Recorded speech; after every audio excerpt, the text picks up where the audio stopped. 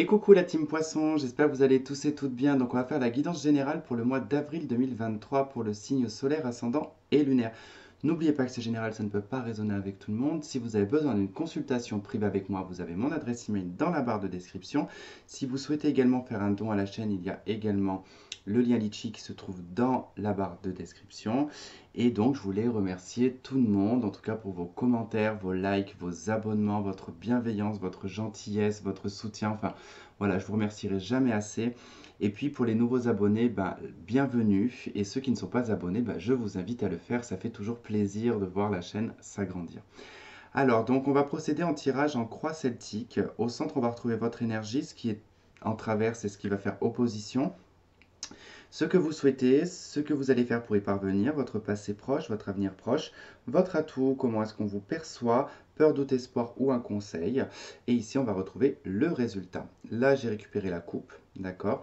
Et nous avons les deux decks des deux tarots. Alors, dans la coupe, vous avez la reine de bâton, et vous avez l'as d'épée. Alors le premier truc qui m'est venu quand j'ai vu cette coupe, je me suis dit, waouh, les poissons, ils vont prendre une décision très importante sur le mois d'avril. Il y a la signature de contrat, la signature, ou de contrat de toute manière, tout type de contrat. Ça peut être la signature pour l'achat d'un appartement ou d'une maison, peu importe. L'as d'épée va représenter la signature. Il peut être aussi question avec l'as d'épée de trancher, de dire une vérité, d'exprimer quelque chose qui est important pour vous avec la reine de bâton.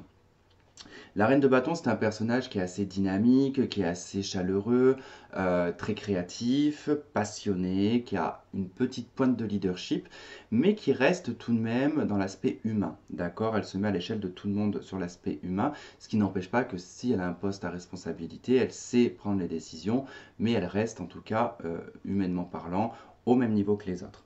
Alors peut-être que là, reine de bâton, as d'épée, vous avez peut-être des décisions importantes à prendre dans votre vie professionnelle, dans votre vie en général, peut-être par rapport à un projet, en tout cas il y a quelque chose de passionnant et de créatif qui vous anime et qui nécessite ici peut-être de trancher dans le vif et d'y aller quoi.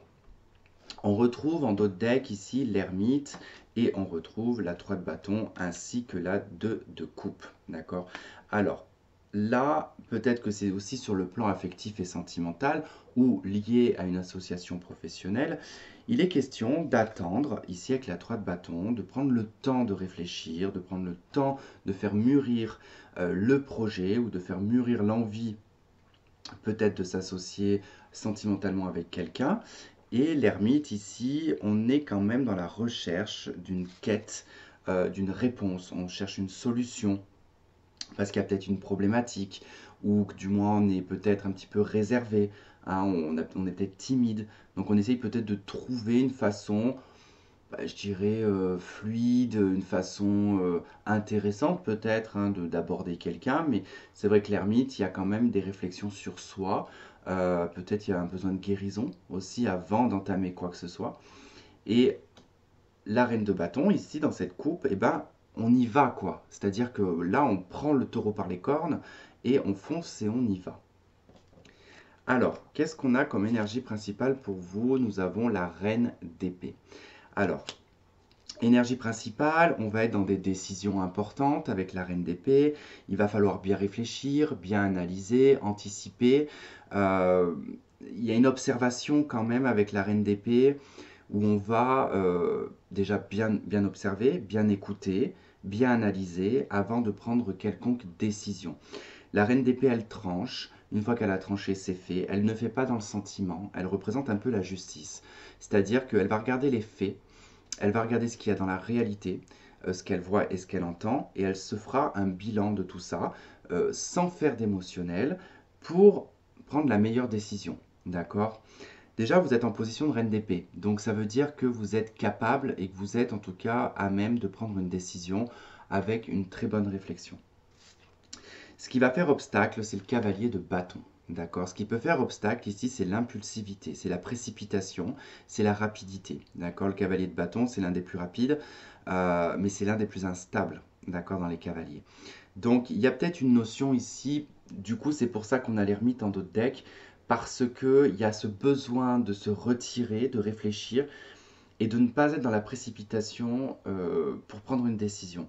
Et malheureusement, comme c'est l'obstacle, ça veut dire qu'à un moment donné, il va falloir se décider rapidement, d'accord? Il va peut-être falloir aussi beaucoup se déplacer. Il va peut-être falloir communiquer avec beaucoup de personnes. Donc il y a quand même aussi une recherche d'information avec le cavalier de bâton. Et cette recherche d'information, elle se fait un petit peu dans la dispersion, d'accord? Et c'est ce qui peut faire obstacle à cette reine d'épée, c'est-à-dire à cette analyse logique et réaliste, d'accord? Donc pensez bien à l'ermite, prenez du recul, réfléchissez. Ce que vous souhaitez, bah 8 d'épée, particulier quand même de souhaiter d'être enfermé. Non, je rigole. Non, là ce qui se passe en fait dans votre souhait, c'est parce que comme au cœur du jeu, on a cette instabilité, on a cette analyse de la reine d'épée et le fait d'être précipité, et ben la 8 d'épée c'est ça en fait, hein, c'est d'être complètement bloqué parce qu'on nous dit allez c'est tout de suite qu'il faut que tu prennes ta décision, tu n'as pas le temps. Et en fait vous avez besoin de temps. Et là en fait ce que vous aimeriez c'est le temps. Parce que là vous n'avez aucune analyse, vous n'arrivez pas à vous projeter, vous n'arrivez pas à voir la finalité de ce que ça va donner. Parce qu'on vous pousse, hein, comme ce personnage en tout cas qui est habillé tout en noir, hein, c'est un peu aussi la part d'ombre, enfin ça peut être sa propre part d'ombre, ou ça peut être quelqu'un hein, qui vous pousse mais qui n'est pas comment dire, pas dire qu'il est méchant parce que c'est pas le ressenti que j'en ai, mais plutôt que c'est quelqu'un qui peut être beaucoup dans l'actif quoi, c'est-à-dire un peu comme un signe d'air ou un signe de feu. Allez, il faut que tu prennes ta décision maintenant, il faut que tu te dépêches, presse-toi, allez, je te pousse. C'est un peu ça. Hein, on a ce personnage en noir qui pousse cette personne dans les épées et on ne sait pas en fait ce que ça va donner quoi. Le mental il est un peu embrouillé. Et donc là, vous aimeriez avoir le temps, vous aimeriez pouvoir analyser, vous aimeriez pouvoir débloquer cette situation, euh, pouvoir bien réfléchir sans être influencé, vous voyez. Donc là, il y a vraiment ce souhait-là qui ressort, et pour y parvenir, vous avez bah, la 7 de denier, logique, logique pour le coup. Là, pour y parvenir, c'est la patience. Hein, c'est d'y aller au compte-gouttes, c'est d'y aller au fur et à mesure, de faire étape par étape, step by step. Mais voilà, en fait, c'est ça le truc, c'est qu'avec la 7 de denier, faut pas se presser. En fait, s'il y a quelqu'un qui vous presse, dites-lui, voilà, laisse-moi tranquille, laisse-moi faire ce que j'ai à faire, je sais ce que je fais, je prendrai le temps qu'il faut que je prenne, d'accord? C'est ça, en fait, avec la 7 de denier, c'est d'avoir cette patience à laisser mûrir une information, laisser mûrir une idée, un projet, voilà, et de laisser la vie, ou en tout cas, une fois que vous avez planté cette graine, de laisser ce végétaux, ce végétal ou non, ce végétal, prendre forme et donner en tout cas ce qu'il a à donner comme fruit, quoi. Alors, dans votre passé, on a la 5 de coupe. Ok, des échecs, hein, des remords, des regrets, de la tristesse, du chagrin, euh, peine de cœur. Voilà, ça peut être un vrai deuil aussi. Hein, on peut parler ici d'une veuve ou d'un veuve. Euh, c'est quelque chose en fait qui s'est perdu, la 5 de coupe. On a perdu quelque chose, et ça fait mal. Voilà, c'est un peu comme la 5 de denier où on perd de l'argent, on est rejeté par les autres. Mais là, c'est un peu la même chose, mais c'est plus émotionnel. Donc on est plus dans le manque, dans c'est perdu, c'est foutu. C'est regardez, en fait, on a quand même ce chat qui a renversé la coupe, hein, qui avait à l'intérieur de l'eau. Hein, ce personnage avait peut-être soif. Et ben voilà, la coupe elle est renversée, la terre va l'absorber, donc c'est foutu, je peux pas récupérer cette eau-là. Même si elle se retourne, il y a la rivière hein, qui est juste là, donc qui est juste là, et du coup là elle pourrait récupérer de l'eau. Bon, c'est un peu l'idée du 5 de coupe où on est resté peut-être dans sa bulle pendant un moment, une petite bulle de tristesse, de chagrin, et puis voilà, comme tout le monde le vit de toute façon, hein, c'est pas une tare, hein, il y a des moments comme ça où on n'est pas forcément très bien, et vous avez vécu cette période-là. Ça peut être un échec professionnel aussi, hein, ou financier. C'est pas que sentimental dans les coupes. Hein. Dans l'avenir, nous avons la 4 de denier. Alors, la 4 de denier, dans l'avenir ici, c'est d'être un petit peu plus structuré sur le plan matériel et financier. Ça va nécessiter ici de faire des économies, de mettre de l'argent de côté. Hein, on n'a pas beaucoup de moyens avec la 4 de denier. C'est un peu une carte d'avarice, mais là, j'ai pas trop le sentiment que ce soit l'avarice qui ressort, mais plutôt ici de trouver une zone de confort, une stabilité financière. une structure en fait, hein, c'est-à-dire que si vous aviez tendance à être à découvert ou ne pas réussir à mettre de l'argent de côté, bah, c'est ce que vous allez faire, d'accord? Vous allez commencer à mettre de l'argent de côté, vous allez commencer à économiser, vous allez un peu plus vous structurer sur le plan matériel et financier, vous allez faire moins de dingueries au niveau des achats, voilà, vous allez vous limiter, vous n'allez pas faire d'achats compulsifs. La 4 de denier, voilà, c'est vraiment une carte où bah, faut stabiliser les choses si on veut réussir, quoi. Alors, votre atout, c'est la maison Dieu. C'est la capacité à pouvoir tout déconstruire et à tout reconstruire. C'est quelque chose ne fonctionne pas, ok, allez, blanc, on le bazarde. J'ai besoin de reconstruire ça, je le reconstruis. C'est la capacité pour certains, peut-être, un exemple tout bête, mais vous êtes capable, par exemple, d'acheter une ruine et d'en faire une super baraque, quoi. Donc ça, en tout cas, c'est un atout chez vous. L'atout aussi, c'est de pouvoir encaisser tout ce qui est bouleversement, d'accord? Les bouleversements de la vie, intérieur ou extérieur, d'accord? Je dois dire d'accord, je ne sais pas combien de fois dans un tirage, je pense. Comment est-ce qu'on vous perçoit? On vous perçoit en reine de denier, donc on vous voit comme quelqu'un qui gère assez bien sa vie matérielle et financière, mais surtout sa vie domestique. Ça veut dire que là, la reine de denier, c'est le personnage par excellence qui gère autant sa vie professionnelle, sa vie familiale, sa vie de mère ou de père, la vie à la maison. C'est la brivante de camp, hein. La reine de denier, c'est brivante de camp, hein, tout simplement. Voilà. C'est de pouvoir tout gérer, tout faire. Même en étant célibataire, hein, il n'y a pas de souci. En tout cas, on vous voit comme quelqu'un qui a des acquis, qui a des projets, qui se stabilise, qui sait s'ancrer dans le sol, qui sait voir les perspectives aussi, qui a des projets, voilà, un petit peu tout ça. Peur, doute et espoir, l'empereur. Ok. Alors là, ça peut être la peur de l'autorité, ça peut être la peur de... Oh, j'avais jamais vu ça. Oh, que c'est mimes.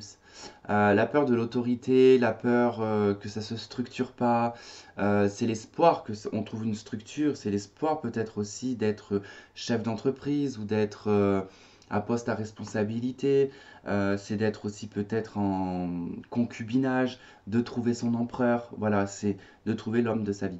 Ouais, je vous dis que c'est mimes parce que j'avais jamais vu que le l'empereur il avait une brebis sur les épaules.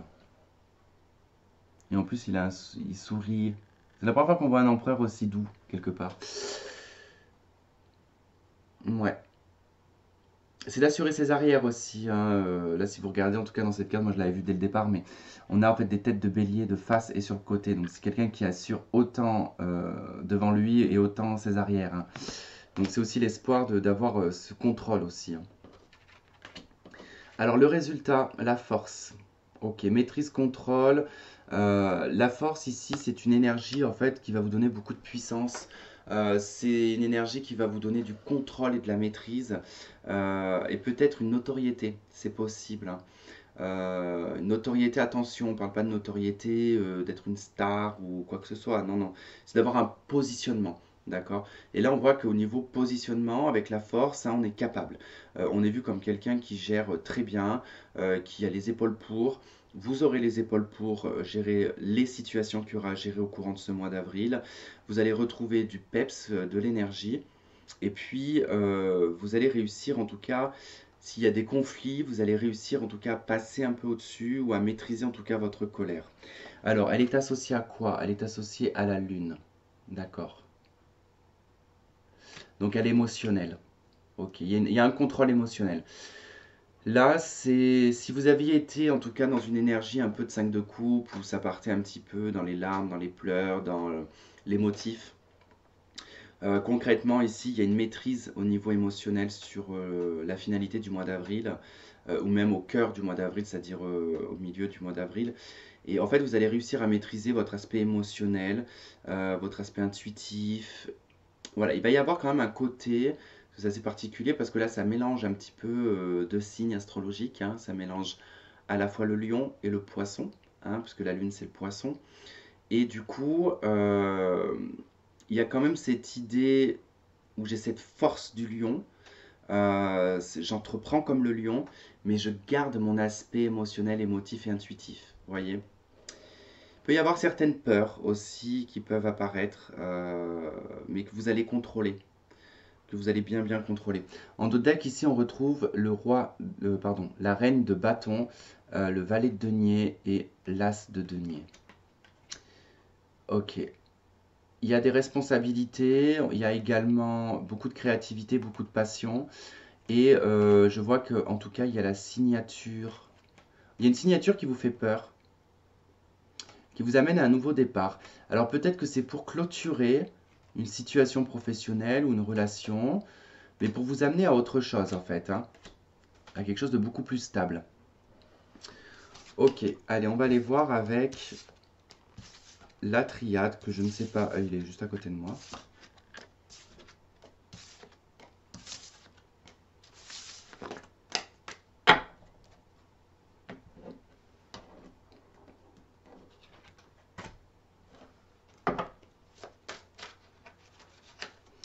Allez, pour les poissons.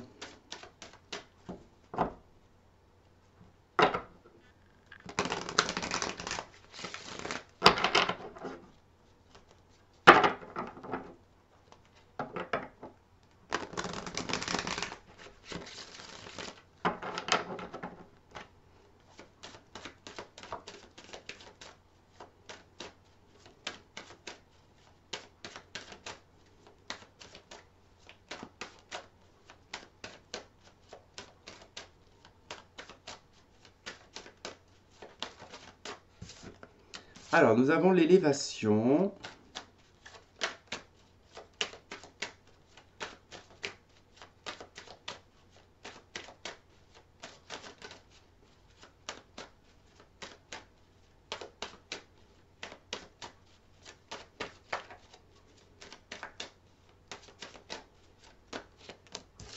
On a la mort.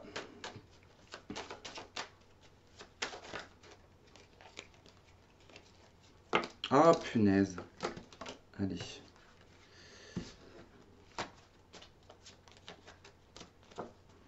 Ok, on a l'ordre en dos de deck.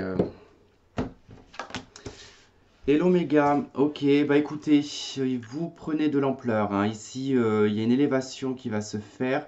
Alors, avec la mort, ici, c'est des étapes, d'accord, hein, c'est un peu comme l'arcane sans nom, mais un petit peu différent. Là, c'est vraiment une étape. On franchit une étape, on franchit un autre niveau, d'accord, hein, du coup, avec l'élévation, bah, vous prenez de la hauteur, vous passez à autre chose. Vous laissez le passé derrière vous, avec l'oméga, c'est fini, une situation se termine pour laisser place à une autre situation. Donc c'est plutôt clair, voilà, il n'y a pas à développer plus que ça. Allez, on va voir sentimentalement.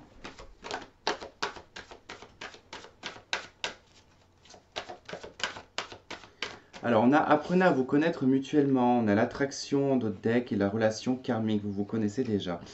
Ok, alors peut-être que là, avec une personne que vous connaissez, que vous fréquentez ou que vous venez de connaître, on parlera ici peut-être d'une relation karmique entre vous, mais que vous ne vous connaissez pas suffisamment. Il va falloir se révéler l'un à l'autre et révéler ses plus grands secrets. Bon, ceci dit, pas besoin de raconter toute sa vie non plus.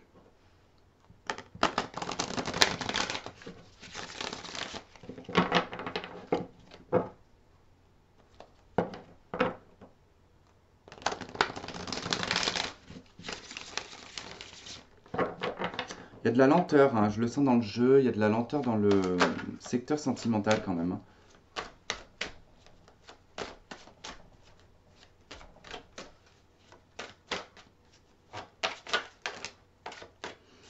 Alors, on a la déclaration, la surprise. On va plutôt faire surprise et déclaration. C'était plus dans cet ordre-là.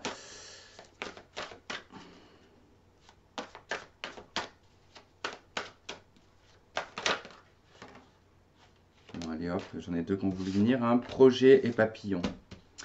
Non, vous avez le projet de faire des papillons? Non, je rigole. Allez, j'arrête ma connerie. Donc, bon, on voit ici qu'il y a quand même sur le domaine sentimental quelque chose d'assez surprenant, il y a une surprise. Il y a quelqu'un en tout cas qui se manifeste. Alors déclaration, ça ne veut pas dire que vous allez retrouver quelqu'un au bas de votre fenêtre avec un bouquet de roses et avec le violon pour vous chanter je ne sais quoi. Bref, là concrètement, ça veut dire qu'il y a quelque chose en fait d'assez surprenant. Il y a une personne qui se manifeste et ça va créer comme une forme de palpitation. Il y a une évolution déjà avec le papillon, ça passe à une autre étape. On voit qu'il y a des projets possibles dans cette situation-là. Ce qui fait que peut-être cette personne, bah, ça va être un moment où vous allez pouvoir peut-être bien discuter et bien en tout cas vous révéler l'un à l'autre, hein. Il y a on parle de projet, on parle d'évolution, on parle de faire bouger les choses. Donc ça c'est plutôt bien.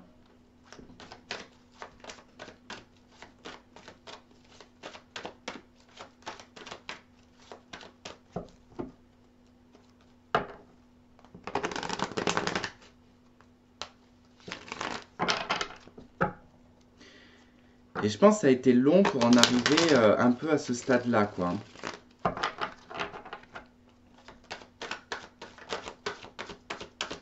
Ok, on a le lâcher-prise, le détachement.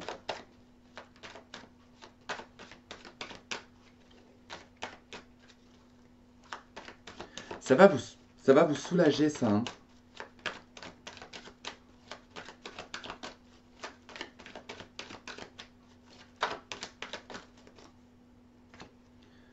Ok, on a le soleil avec la rivalité.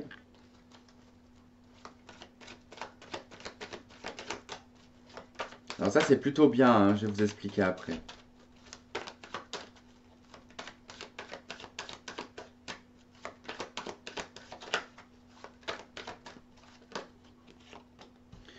Ok, il y a la pause. Bon. Ouh, j'avais oublié ces cartes-là. Et bon, on va les prendre. Ok, on a l'élévation. On a la carte non. Ok. Alors. Bon. Pour moi, ici, cette carte du détachement ou de l'automne, il s'est peut-être passé quelque chose au moment de l'automne dernier. D'accord? Mais là, moi, plutôt, ce que je vois, c'est qu'avec le soleil, quand même, et la rivalité, ou la triangulaire, je pense que là, on a fait le point un petit peu sur sa vie sentimentale et que là, on se détache, je dirais, on lâche prise par rapport aux situations de rivalité et de triangulaire. Pourquoi je vous dis ça? Parce que moi, je me suis rendu compte que beaucoup de personnes, en fait, projetaient souvent leurs anciennes relations sur les nouvelles relations. Paniquer que cette personne ait quelqu'un dans sa vie, paniquer qu'on soit une option, paniquer que cette personne soit déjà mariée. Alors qu'est-ce qui se passe? C'est qu'en envoyant ce genre d'énergie, bah, effectivement, on provoque les choses et on envoie la personne qui est en face de nous dans la gueule du loup complètement. Parce qu'on devient tellement insupportable, mais on ne s'en rend même pas compte qu'on est insupportable, qu'on pousse la personne à aller voir ailleurs. Donc du coup, nos peurs poussent les gens en fait à aller faire ce qu'on a peur, justement. Et là, on voit qu'il y a quand même un détachement, il y a un lâcher-prise. Là, le soleil sur la rivalité, ça veut dire qu'il n'y en a pas. D'accord? Ça veut dire qu'il n'y a pas de problème, il n'y a pas de souci. Et s'il y en a eu dans le passé, c'est terminé parce qu'on a la carte de la pause. D'accord? En plus, on vous dit que non, non. Alors là, le non, ça ne veut pas dire non, tu ne t'élèves pas. D'accord? C'est pas ça. Là, le non, c'est que je pense que on a été dans quelque chose d'erroné, d'accord? Avec la pause, on a été dans quelque chose d'erroné, de faux. On s'est peut-être un petit peu monté le bourrichon. Et en fait, vous prenez de la hauteur, vous vous élevez avec l'élévation et vous mettez un terme à une situation qui est en transformation. Enfin, vous mettez un terme à une situation compliquée que vous mettez en transformation. C'est plutôt plus simple comme ça. Donc là, c'est vrai que il n'est plus question aussi non plus d'être en pause, d'accord? Donc soit on a fait un break dans la relation et on décide de mettre un terme radicalement à la relation, soit on reprend la relation. Mais j'ai plutôt l'impression qu'on reprend la relation, d'accord?